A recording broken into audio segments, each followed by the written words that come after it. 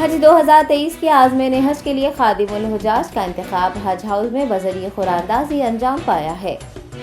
सदर नशीन हज कमेटी मोहम्मद सलीम की सरपरस्ती में खादिमुल हुजाज के लिए आज खुरांदाजी की गई।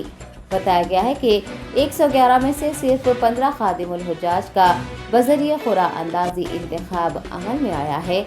इन खादिमुल हुजाज का इंतखाब रियासत तेलंगाना के मुख्तलिफ सरकारी महकमों से किया गया है, जबकि 5 अफराद को वेटिंग लिस्ट में रखा गया है। वाज़ेह है कि हाजियों की खिदमत अंजाम देने के लिए 160 दरख्वास्तें मौसूल हुई थी, जिनमें से 111 दुरुस्त करार पाई थी। हर 300 आज़मीन के लिए एक खादिमुल हुजाज का इंतखाब किया जाता है। आपको बता दें कि हाजियों को लेकर विस्तारा एयरलाइंस की परवाज RGI शमशाबाद एयरपोर्ट से 6 जून को रवाना होगी। खुरांदाजी के मौके पर हज committee executive officer B Shafiullah, वक्फ बोर्ड चेयरमैन मोहम्मद मसीउल्लाह खान व दीगर भी मौजूद थे।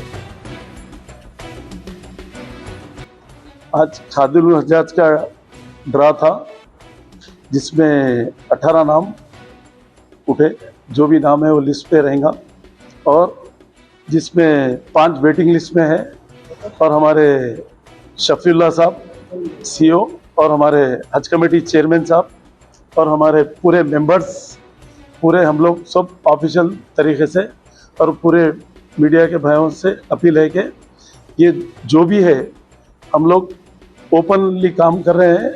और अल्लाह का करम है कि गवर्नमेंट की पूरी मिशनरी हज कैंप के टाइम पे काम करती है। यहाँ पर हर साल की तरह इस साल भी जो है काम होगा, और अच्छे से अच्छा काम होगा। आपके पूरी टीम वर्क करके हमारे माइनॉरिटी के मिनिस्टर साहब, और हमारे होम मिनिस्टर साहब, और हमारे मसी साहब चेयरमैन वक्फ बोर्ड, और हमारे पूरे मेंबर्स, और गवर्नमेंट के ऑफिसर्स AK खान साहब, और माइनॉरिटी के सेक्रेटरी नदीम साहब, ये पूरे सब मिलके एक टीम वर्क करके हरीश राव साहब, KTR साहब, और हमारे KCR साहब की गवर्नमेंट में जो है हम लोग एक टीम वर्क करके हाजियों को एक अच्छे तरीके से हम लोग जो है उनको कोई प्रॉब्लम नहीं होना बोल के हम लोग यहाँ से रवाना करेंगे।